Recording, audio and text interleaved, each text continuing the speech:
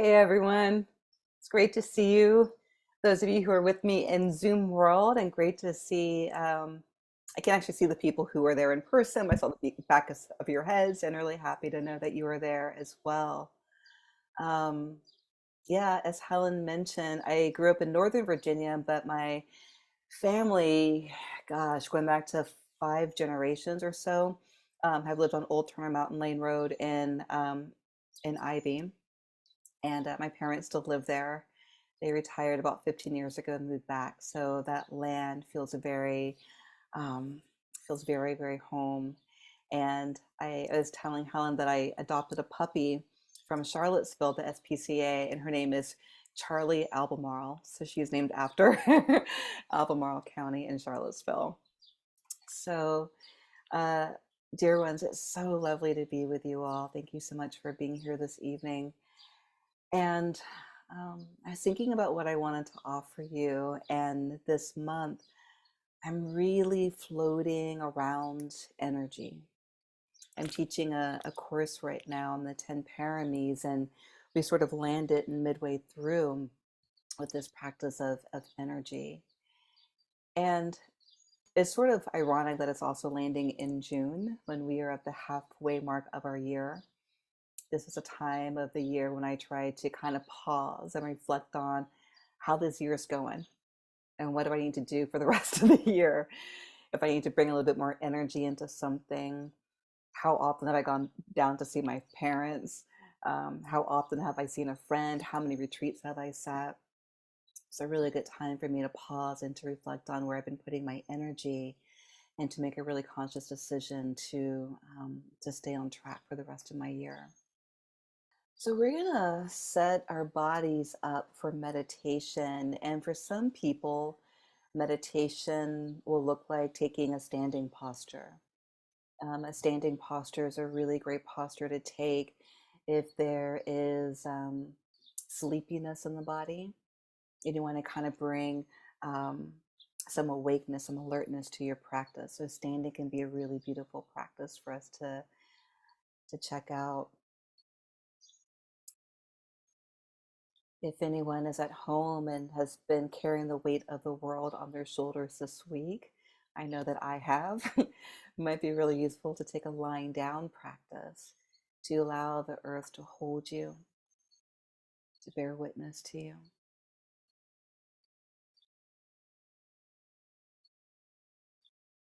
And it looks like most of us will be sitting either on a chair, on a cushion, on your bed.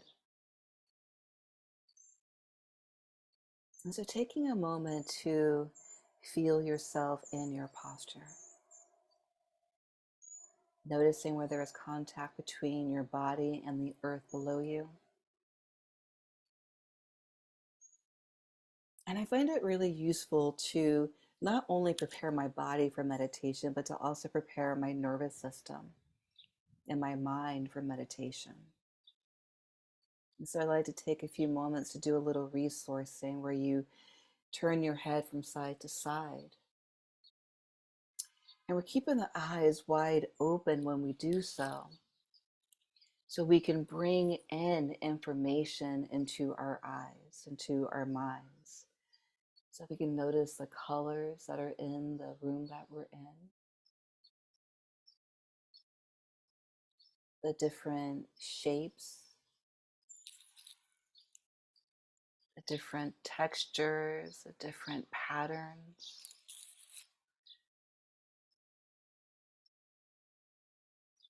Noticing the elements of nature. You could be noticing the sounds of the birds or the wind rustling through the leaves.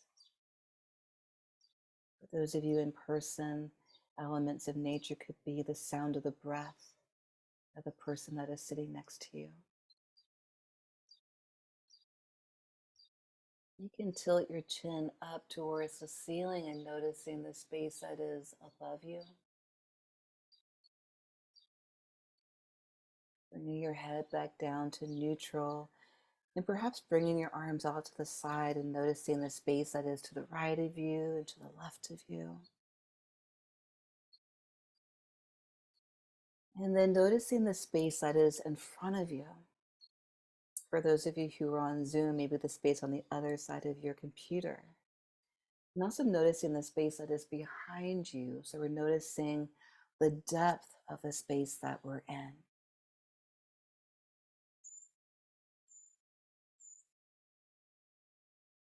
And so allowing that knowing of your environment, of your space to support you as you begin to rest your eyes for your formal practice. And resting the eyes for some folks can look like keeping the eyes wide open but holding a soft focus. It can look like looking down to a spot on the earth or closing the eyes altogether.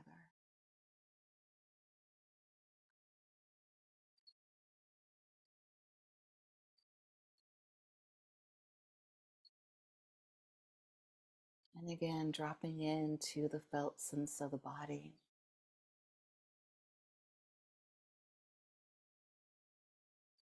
Noticing if there is an energy that is restless or excited or sleepy.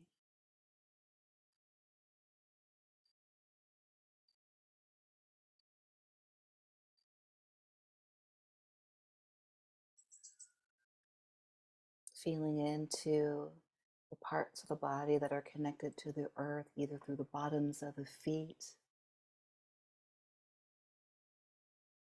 your sits bones at the bottom of your pelvic bone might be rooting into the ground. Maybe the resting of your back against the back of your chair or the pew. And if you're resting on the earth, maybe you're noticing the backs of your shoulders or the back of your head resting on the ground.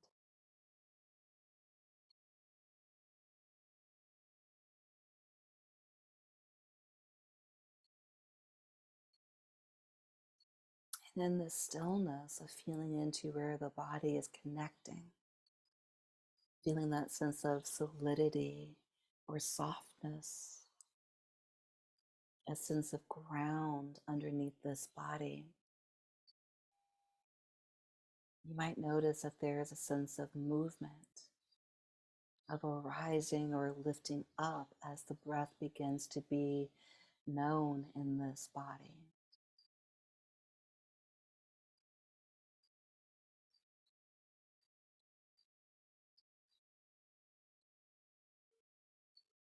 And no matter how long or short your breath is, can you commit to following the fullness of the breath?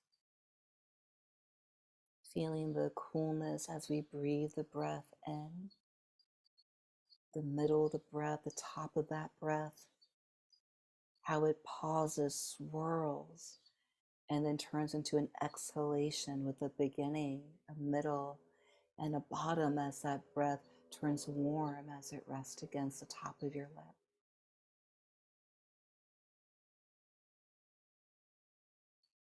With that in breath, can you feel the body beginning to fill up with air? The body lifting, rising, expanding. And as you allow the breath to breathe itself out, can you feel heaviness or weight in the body, maybe even a spreading out of the body as we know the fullness of that exhalation.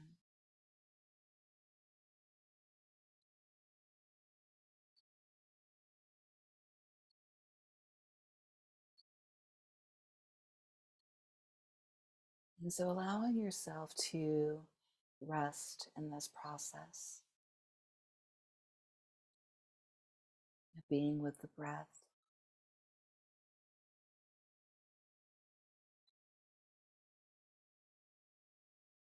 For some of us, our breath might be most prevalent at the tip of our nose. For others, it might be most relevant in the torso, the belly, or the chest. And if you live with anxiety, it could be really useful to move the breath out through the bottoms of the feet so you can really feel um, the fullness of the breath as it moves throughout the entirety of the body. It can widen our attention to feel the breath be breathed in through the bottoms of the feet, the middle resting somewhere in the torso, the top of the breath landing at the crown of the head, and then moving that breath back down through the body with an exhalation.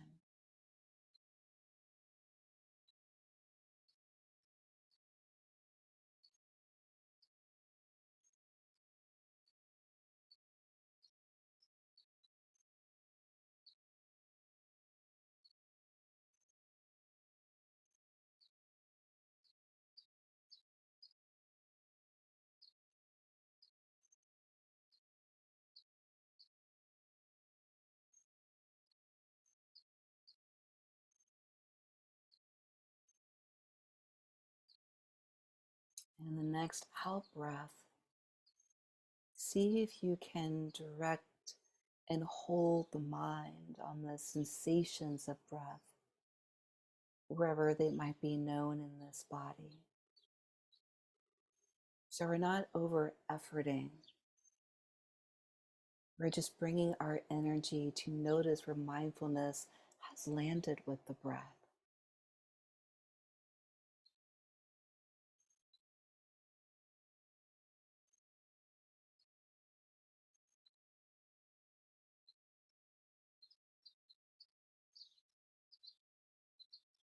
And when the mind gets bored or begins to wander away from the breath, breathing itself in and the breath breathing itself back out,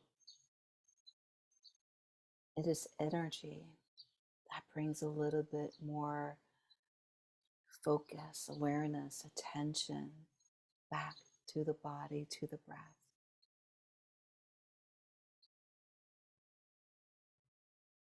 So see if you can continue to explore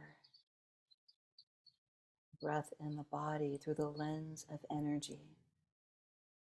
Noticing when there is over efforting and there begins to be a tightness, a shortness of the breath. And noticing when there isn't enough energy and the mind begins to wander away. So see if you can find that middle way of energy, holding the breath with a knowing, with a gentle attention.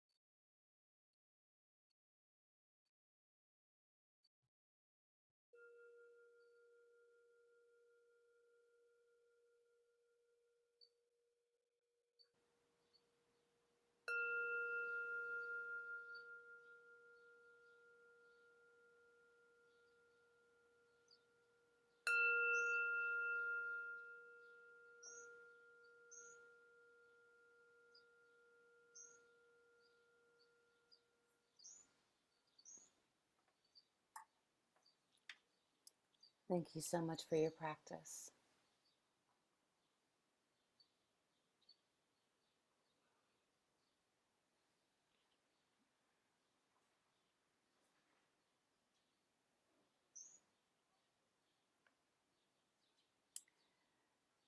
Ah, so dear ones.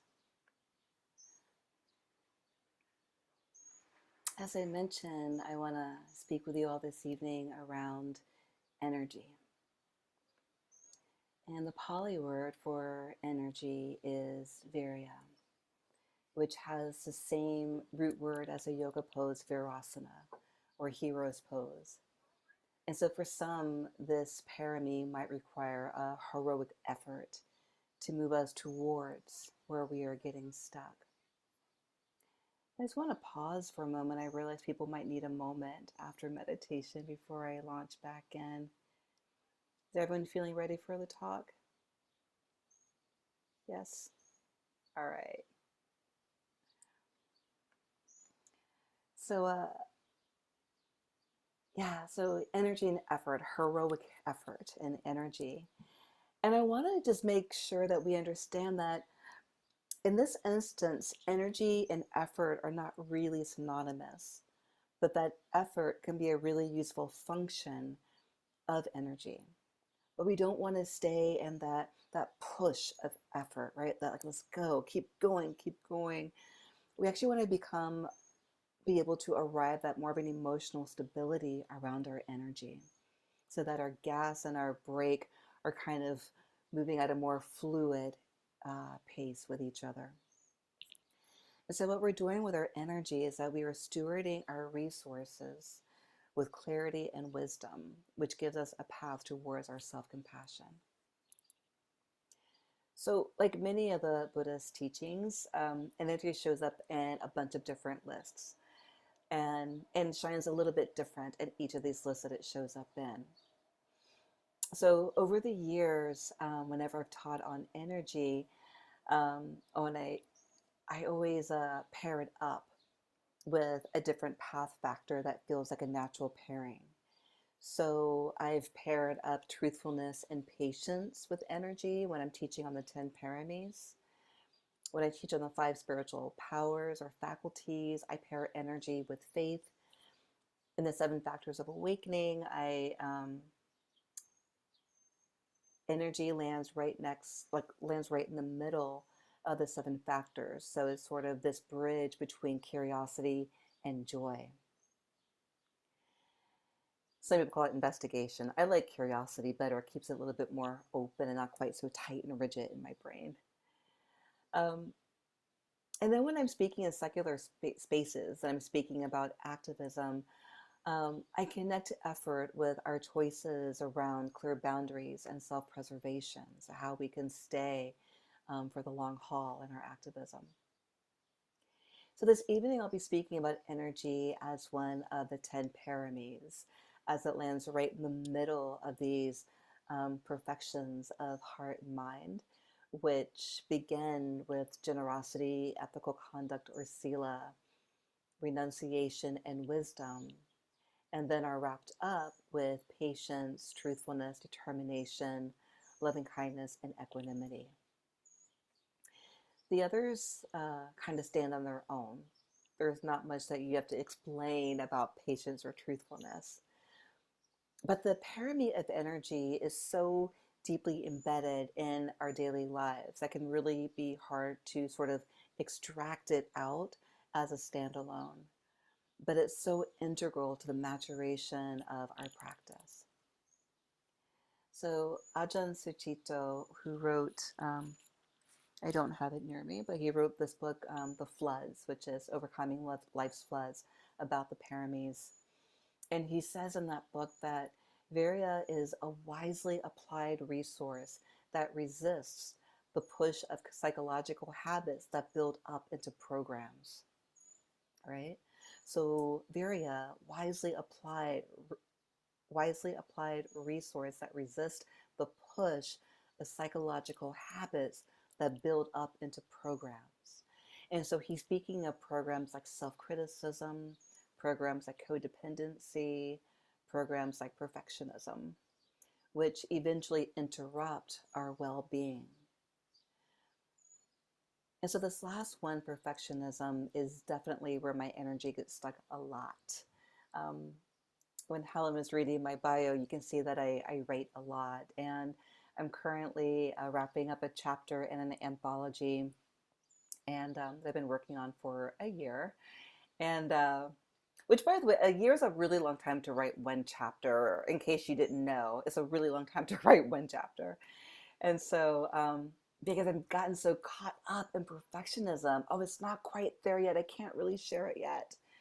And one of my co-authors said to me the other day, she said, remember that perfectionism is the child of white supremacy and dominant culture society. And I was like, oh, yeah, right? I don't need to be perfect. It doesn't have to be this meticulously written thing, because the reader is always going to hear the way that they hear it, regardless of what I say, right? And so I was really sabotaging myself. I was really putting all this additional strain and pressure on myself, um, instead of letting someone else put their eyes on it, taking that pressure off of me and sharing in the process of what we were doing together. And so energy is needed to move us towards a firmer ground and more evenness when we find ourselves getting caught up in these waves of the three poisons, when we're either using our energy to pull these habits towards us or push them away, or using so much energy to sort of run and round in circles when we get caught up in the delusion and the confusion of them. So this can be really exhausting and a waste of this really precious resource that we have. And so in working with energy, um, and working with a lot of our practices, I like to talk a lot about boundaries. It's really important to really understand boundaries even in our spiritual practice. And so in working with energy, it's important to cultivate the kind of boundary that is rooted in mindfulness. And so this word boundary has a bit of a bad rap out in the world. People don't love the word boundary, but boundary means that it's a really conscious decision of what is a yes and what is a no. Simple as that. And for many of us, especially those of us who were socialized as girls and women in this country, when we state a clear no, it can be seen as aggressive instead of clear and assertive, or someone who is not agreeable, as opposed to someone who's really clear about this conscious decision that they've made for themselves. And so we've learned over the last few years that no is a complete answer, and that shows up in our practice as well. And what I learned a few days ago, which blew my mind, and I'm still wrapping my head around it, is that there's no such thing as too much or too little energy. It's controversial, right? There's no such thing as too much or too little energy. And I found this really interesting. But if you think about it, as we move through life, as we age and we live through global pandemics and the impact of smoke coming down and impacting our lives from Canada, our capacities simply shift. What we used to be able to do, what we have, the stamina that we used to have, um, it changes. Our tolerance for certain behavior changes. And mindfulness helps us to understand that, so we can adjust how we are utilizing our energy. Like the other day when the winds from Canada, the smoke from Canada came down and really took over the skies here in Philadelphia, I had a different plan for my day. But instead, we had to get our puppy to a safe place. We had to move all our stuff down into the basement. We had to go to my office and work out of there and create space in my office for my partner to work with me. So it's not like I had less energy that day, but the energy that I had used to do something else had been utilized to do these other things that I was not expecting that day, right? So there's this intimacy with the first foundation of mindfulness of body and breath, that allows us to be aware of what our own capacity is and what we can hold now in this moment, instead of comparing it to this person over here or what we used to be able to do. So our boundaries have movable edges.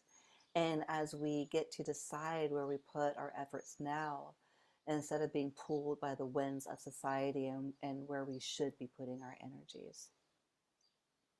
So something that can really support us in understanding how to work with our energy is to look at the fourfold application that support energy, or the four exertions.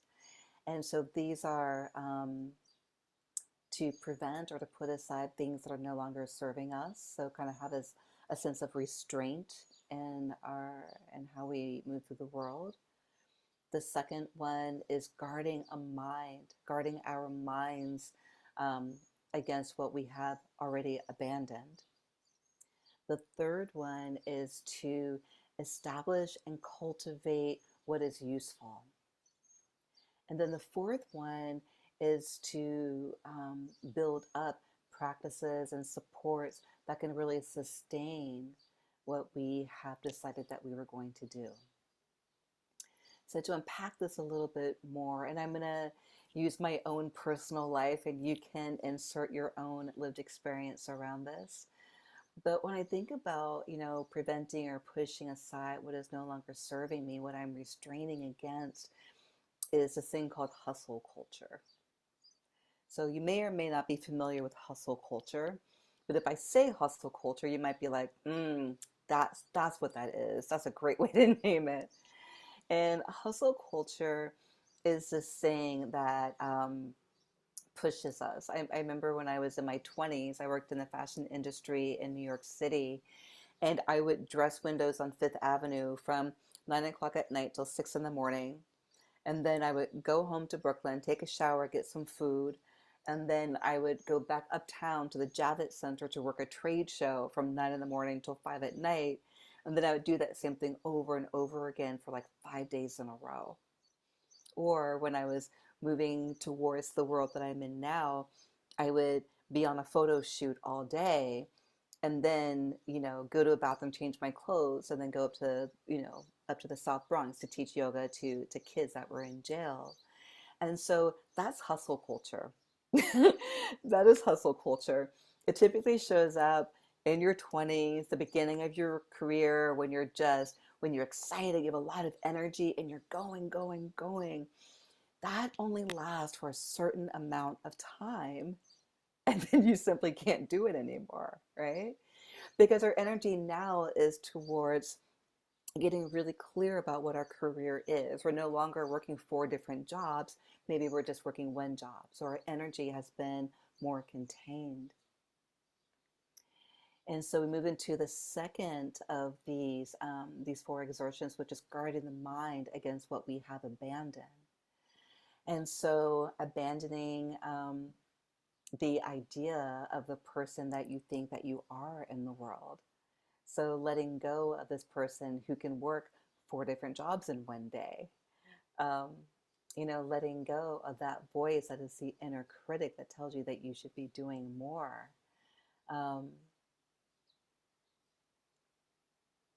Letting go of thinking that you're broken, thinking that everyone else can do all these things, why can't I anymore? And so that's a really huge guarding of the mind that I've had to work with. The third one is establishing and continuing to cultivate what is useful for you. And so this is where we can bring in the enlightenment factors, the 7 factors of awakening, which are mindfulness, investigation or curiosity. Energy, again, is right in the middle of those, which leads us to joy, tranquility, concentration, and then equanimity. And so these 7 factors allow us to understand, do I need to bring in more mindfulness? Do I need to bring in more equanimity? And so again, with the factors that are on either side of energy, they're really inviting us into knowing which ones that we need to bring a sense of wisdom and equanimity into our practice. And then the fourth of these exertions is sustainability. So what encourages us, what supports us to sustain um, this practice? And one of them for me is to remember how good it feels when I feel spacious, when I feel well rested, when I don't feel like I'm running around, when I can put all of my energy into one thing so that I'm doing it the best that I can. I know how terrible it is to be running around and not being able to give things, people, projects your full attention. And so for me, what really supports me is remembering how good it feels to do one thing really, really well. Instead of five things, kind of so-so. And so I have to say, even after all these years of practice, it can still be really hard for me to see this for myself. And so one thing that I do is also to put the energy and effort to having relationships, to have Kalyana Mita, my spiritual friends, that can also be a witness for me. And so I can say, hey, I'm really curious about this. And very rarely are they saying, you know what, you should put more energy into that. That is typically not the response. Typically it's like, maybe take something off your calendar, take a nap instead. And so I really need the support. So my friends, my Kalyana Mita, are a huge support system in the sustainability of that. And so, there's this beloved sutta that some of you might know called the Sona Sutta. This is from the Anguttara Nikaya. The verse is 6.55. And this is the verse where Sona, who was a musician, is contemplating something, and so the Buddha, who was someplace else, magically comes flying through the air to sit next to Sona. And so he says to him, like, hey, weren't you a musician in your past life? And Sona says, yeah, I am. I was. And so some people say that he played the lute. In other teachings, it says that he played the veena. Either way, they both are stringed instruments, which are sort of like the predecessor to our modern day guitar. And so, he asked him, what happens when you put too much effort, too much energy, and you tune your lute too tightly? And Sona says, oh, I can't get any sound. The strings are too tight and rigid, and no sound can come out. And the Buddha says, and what happens if you don't tune them enough and they're sort of loose? And he says, well, again, the sound isn't good. It's very like, there's no energy to it. And so the Buddha asked him to look at, what it's like to have just enough energy, just enough tension in the strings that he's tightening. And then he goes on this to say, in the same way, Sona, over-aroused persistence leads to restlessness. Overly slack persistence leads to laziness. Thus, you should determine the right pitch for your persistence. Attune the pitch of the five faculties to that, and there pick up your theme. And so he's saying, look at the five faculties and see which one of them you need to balance out the energy in your body. And so the five spiritual faculties or powers are faith, energy, mindfulness, concentration, and wisdom. And faith can be a word that can bring up a lot for folks, especially if there is religious wounding or a sense of betrayal by your religious place of origin.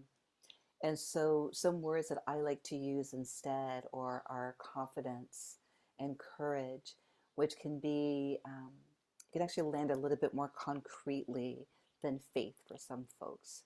So I allow you to kind of use these words to intermingle, interchange there for yourself.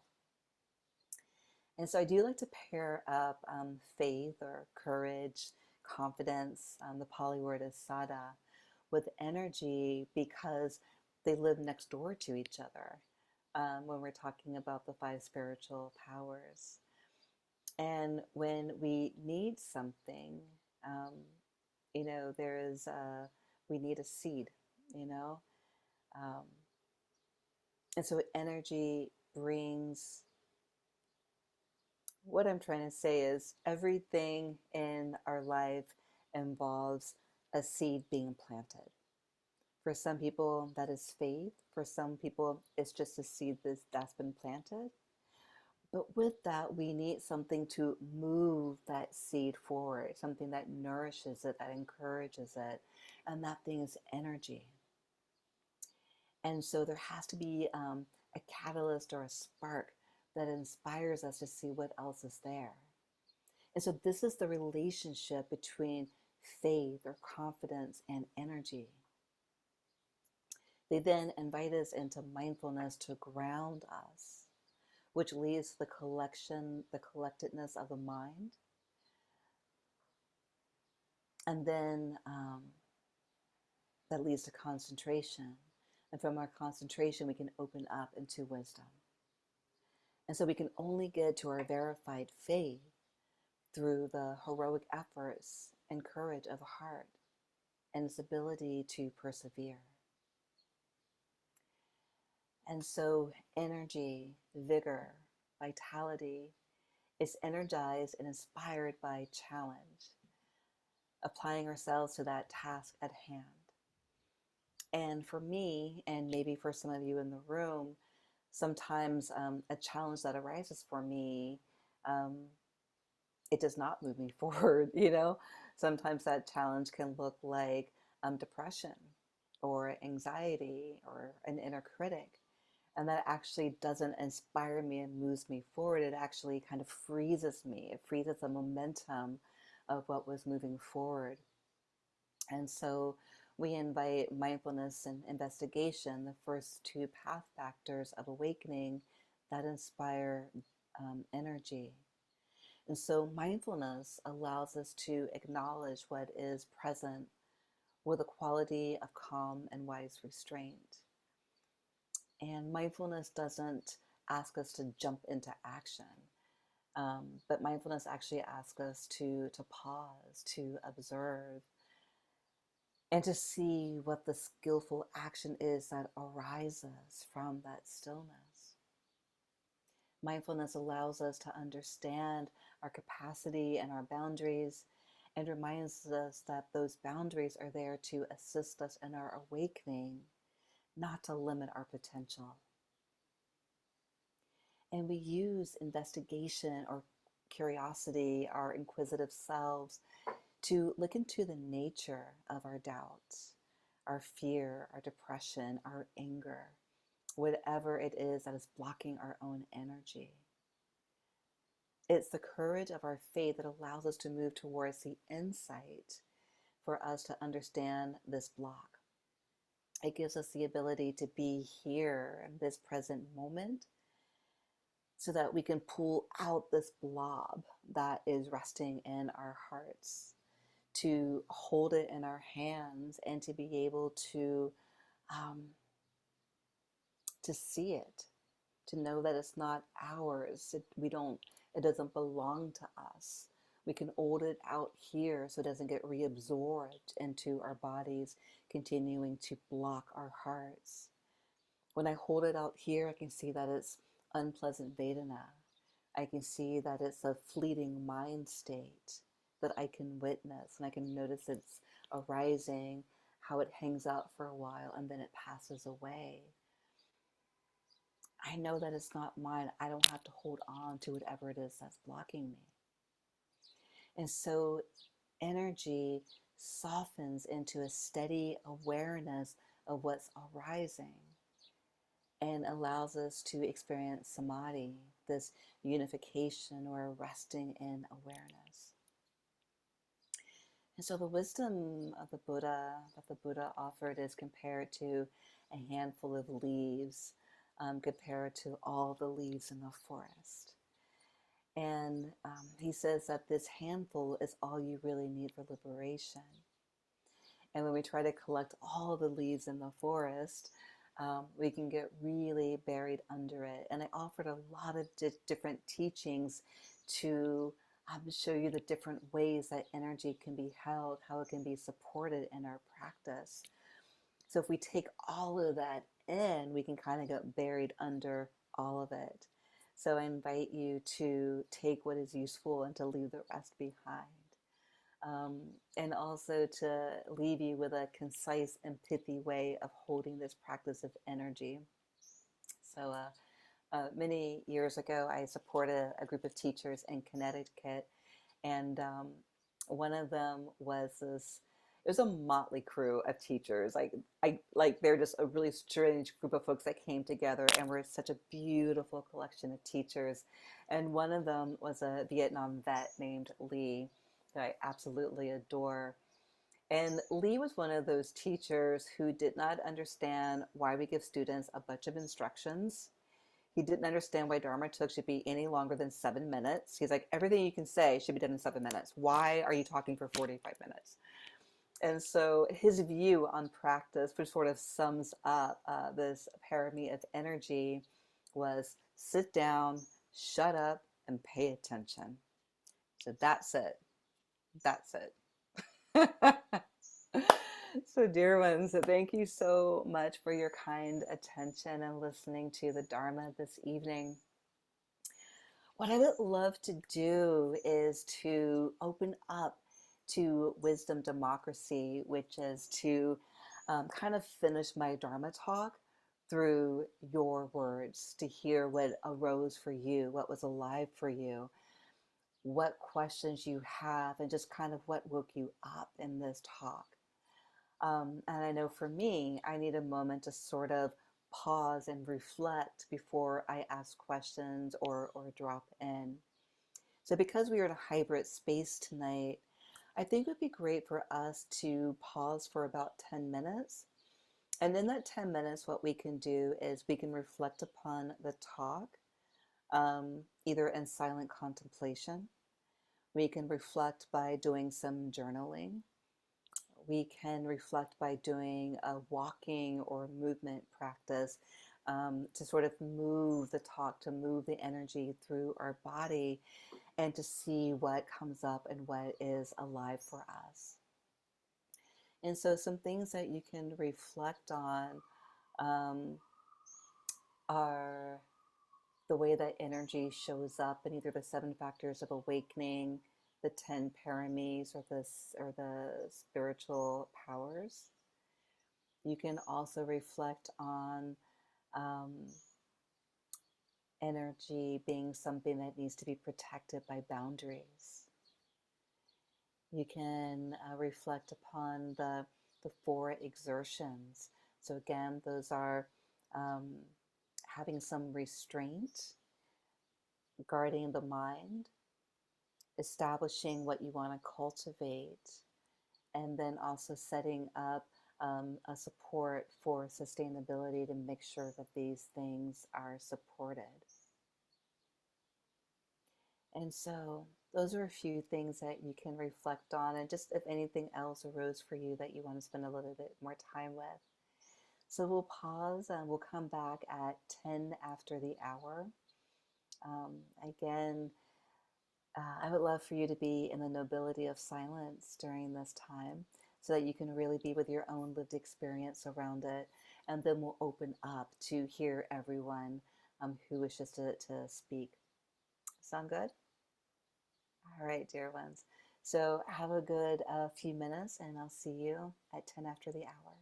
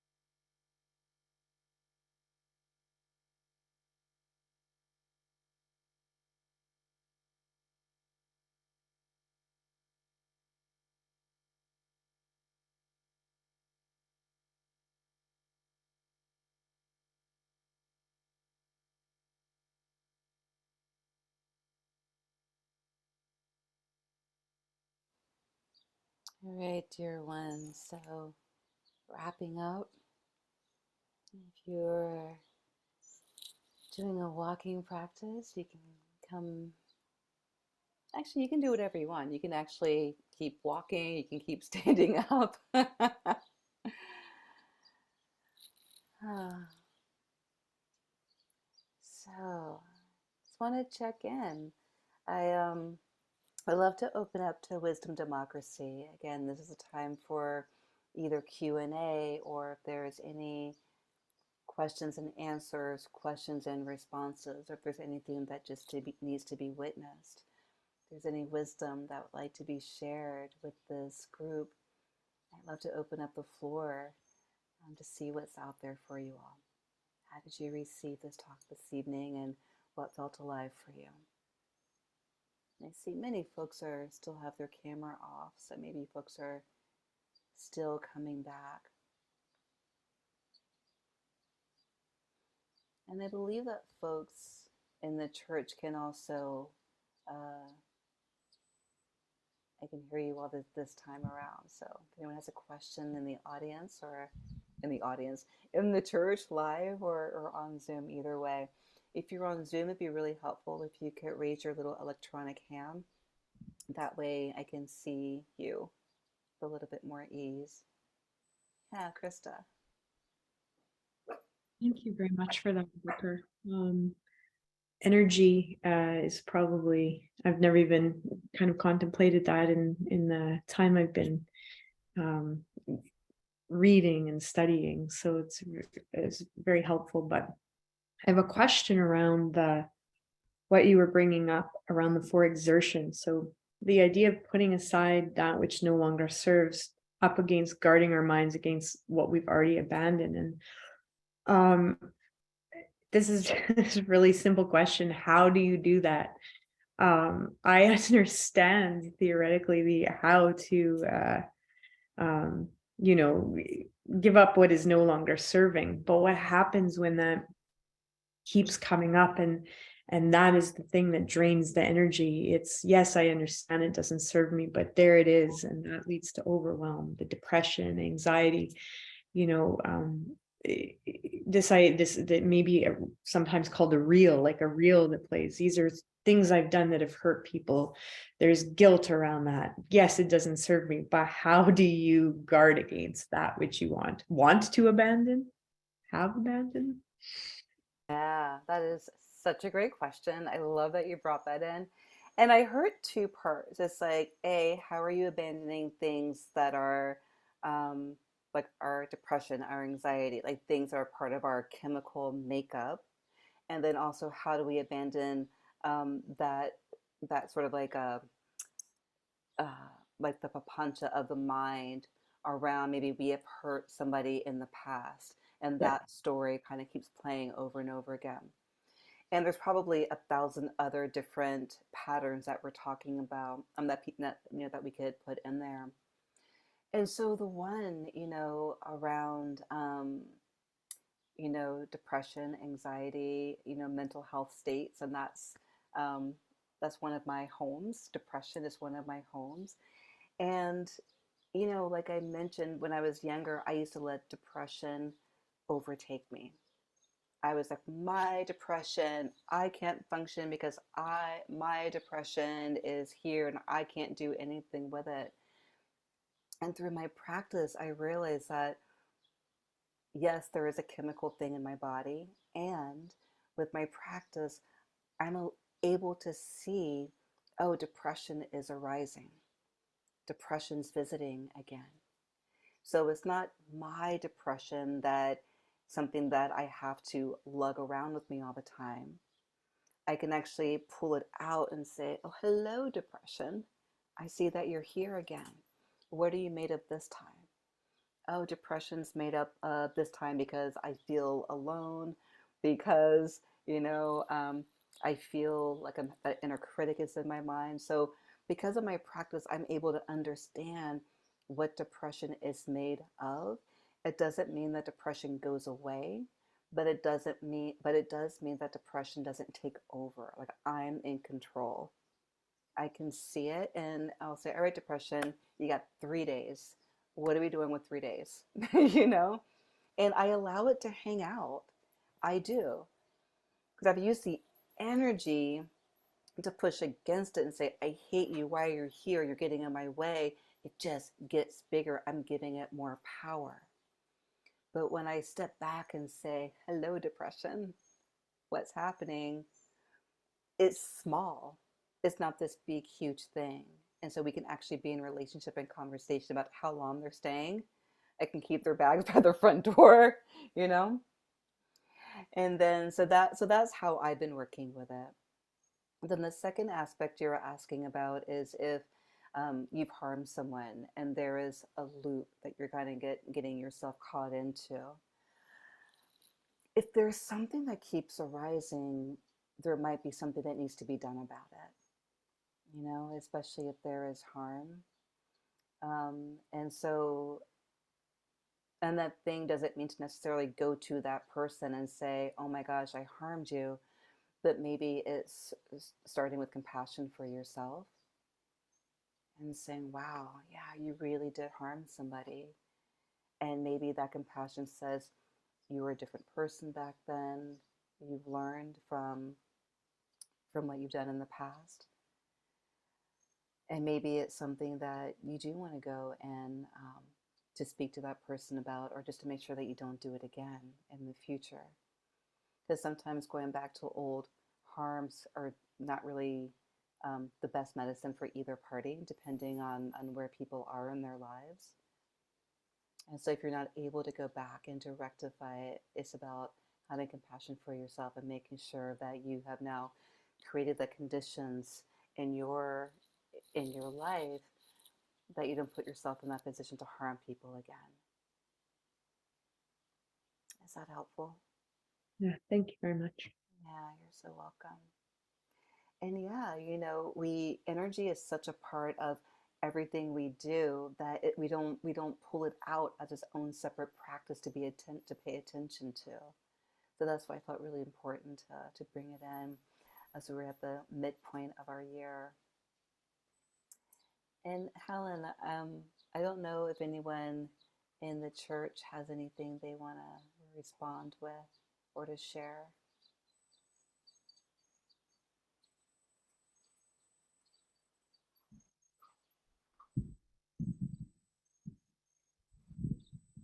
I will say that I very much appreciated your pointing out that one might not have quite as much energy available. I spent the last week being extremely active, and I've turned 80 this year, and I realized that, you know what? Living that kind of lifestyle is not right for me now.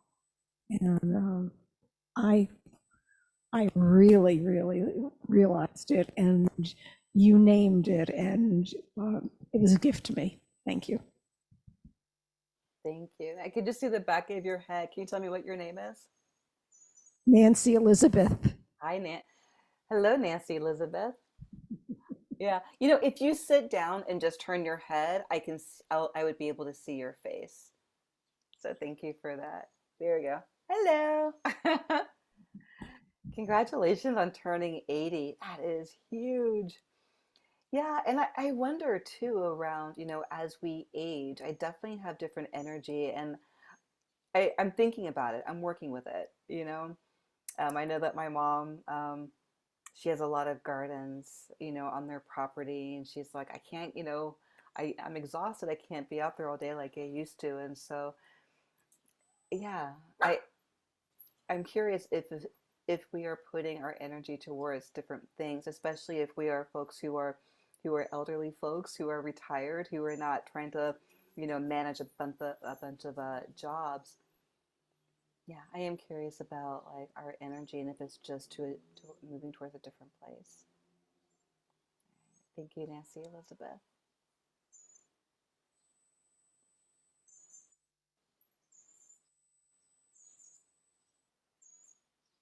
And I also know sometimes I just don't want to do things anymore. I'm like, My friend's like, "Do you want to go out to dinner?" I'm like, "Oh, I have to put like pants on and shoes. Can we just like eat at my house?" Just like it feels like too much effort to like do anything.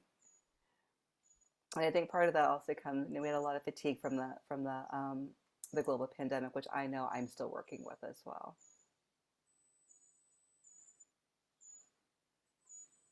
My name is Sam.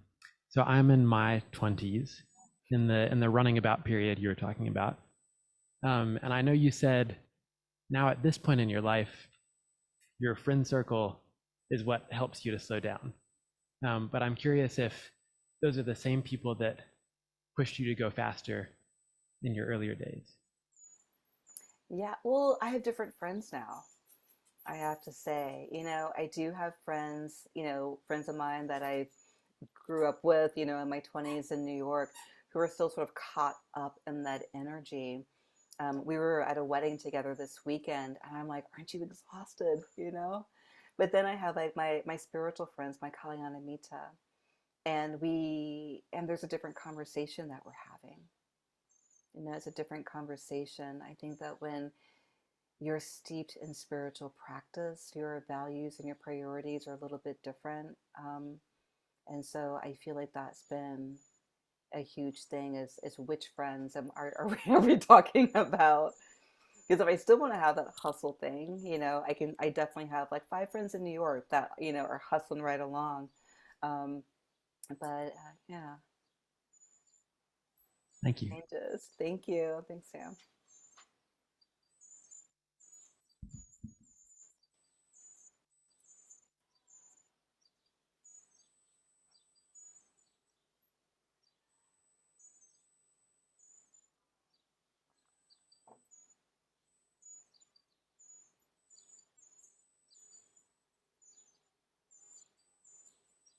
Yeah. We'll hear from Susan and then from Anna. Um, I just wanted to say that I really love the concept of,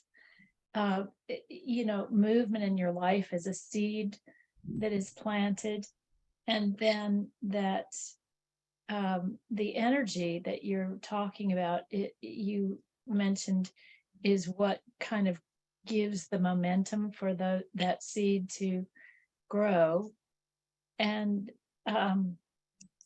I guess I'm testing out whether this is what you kind of meant, but then that when there's some interruption in that growth, that we recognize that that's a moment when you can sort of, I guess you said through mindfulness, kind of pluck out or pull out what is it that is getting in the way. Is that what you meant to say, Connor? That so you would pull that out, and maybe, as you mentioned to the earlier speaker, that you would then pull it out and look at it and name it, and then try to sort of reclaim the energy that say depression might take away. Yeah, it's something like that. I was saying that, when that there's some boundaries that we can use in our practice. And I know sometimes when I first started my practice, um, I would be grinding my teeth and my body leaning forward and my hands were clasped. I was just like, I'm going to like figure out this meditation. So much and like physical energy in my body to stay. And I realized as my practice matured that that sort of over efforting actually exhausts the body. It doesn't work. And so I learned that for my meditation practice, it's really about resting in it, about being receptive and open. And that's where mindfulness can arise from. So it's like the quality of the energy is that gas versus the brake, right? Yeah. And so when I notice that I'm doing this, I'm like, hang on, let me take my foot off the gas, gently on the brake a little bit. and I can feel that difference of energy moving in my Yeah. body. And I can feel Mhm. myself being able to really be present to what's around me because there isn't so much tightening and gripping.